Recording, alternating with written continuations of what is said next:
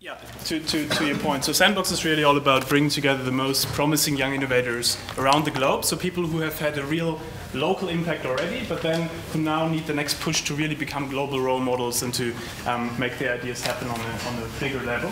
So we take artists, designers, entrepreneurs, social entrepreneurs, and bring them together in a trusted environment where they can share their ideas across fields, where they can develop new ideas. We do that in 25 countries around the globe, where we have local ambassadors. So people like Michelle and others who, on the ground, identify people who could be or who could become real role models, and then set up events around this, everything from challenge events where you pitch your ideas and people help you with your ideas, to problem-solving events, to mentorship events, to paintballing. So everything which somehow brings people together but on a trusted level and really builds much more than just a kind of commercial professional relationship, but rather really a personal relationship among people who really make big things happen.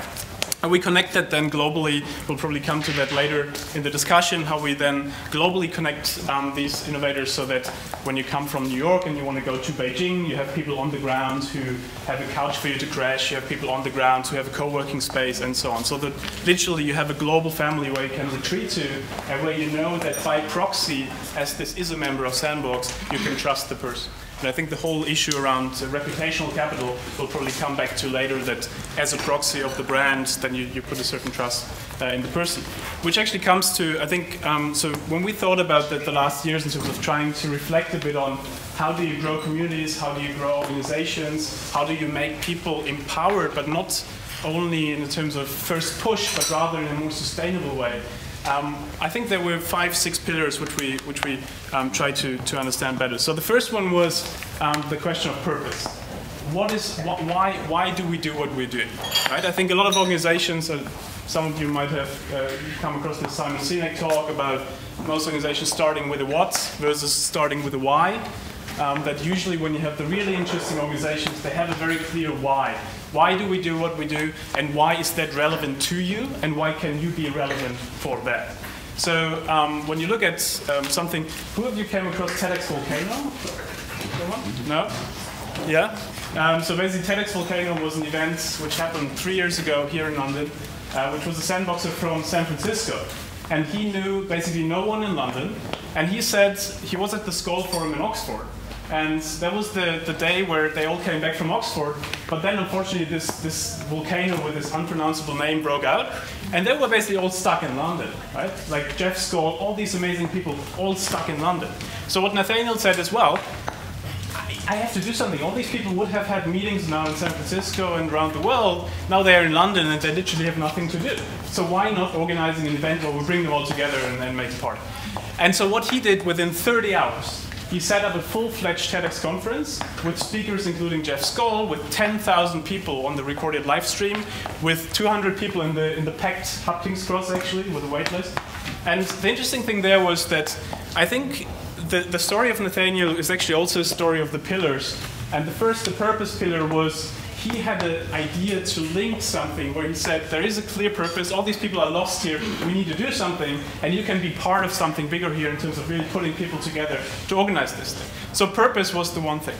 Another thing, which I believe is completely important, and what you probably see with the Hub as well, is connected decentralization. So in a way that you try to empower locals, you say you have local ambassadors, local champions, but then you also need to find a way to connect them to each other. And more importantly, to connect those people. I don't know if who of you came across this talk around how you build a movement in terms of nurturing your first followers. So it's not necessarily about connecting the champions to each other, right? I mean, the champions usually know each other anyways. How do you connect those people who are second, third in lead?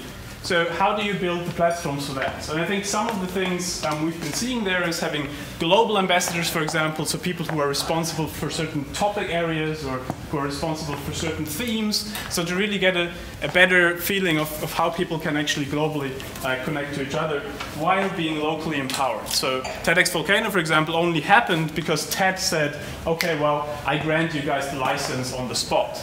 If they wouldn't have said that, you can take a standardized brand to the local level, it wouldn't have happened at all. So local empowerment while connected. I think the third one is really genuine values, but not this genuine value type thing we see on all these multinational homepages where you have our 10 corporate values, and then you go to the employees and they have a big question mark in their eyes what you mean with values or why Siemens should stand for any value. So the point there being, how can we bring genuine values into an organization, but going much beyond manifestos and all these things which are basically on the marketing, as CSR was on the social side, this being now on the marketing side when it comes to values. So a lot of things we've been seeing and we've been trying to bring into is, how do you bring values into processes and systems? So how do you make sure that if you initiate new members, for example, they stick to a certain value codex? So one thing we're doing, for example, when a member joins after an application process, they have to sign the Sandbox code. And the Sandbox Codex is all about the question, what is our commitment as an organization, as a platform?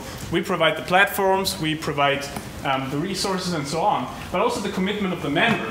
I always think first about the other person when approaching them. I think about how can I really benefit the other person versus only myself and so on. So really putting something in a more social contract way that then is really also in other processes, such as the selection process now. So I believe a lot in having a certain value boundary where you have a certain, without being too elitist, but having a certain mechanism that allows you to screen out these people who do not stick to these values and these things. Another point which I'm actually quite excited about, which is probably the most boring part, but it is actually the governance question.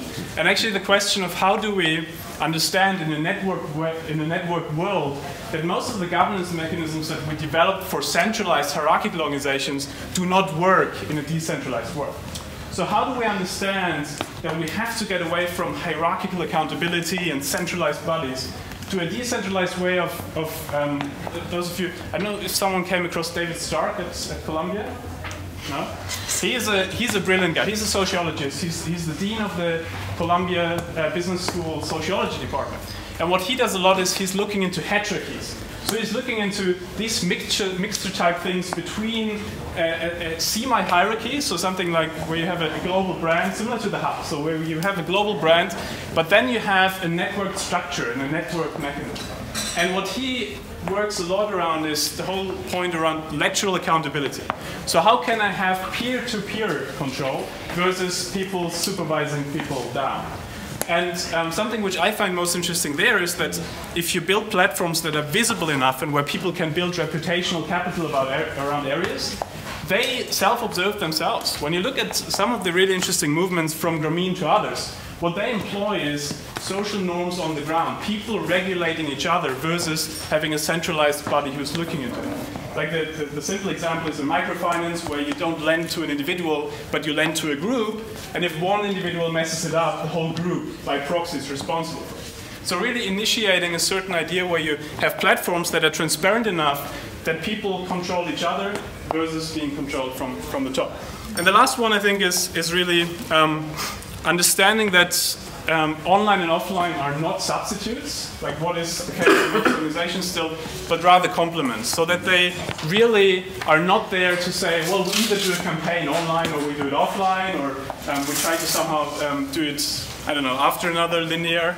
But we understand that you can start a conversation offline and then take it online, or the other way around. And I think the really successful organizations, what they understand is that you have to understand it as a more comprehensive approach to doing these things. So I think there are, and I guess Purpose is also doing a great job at how do you bring these together.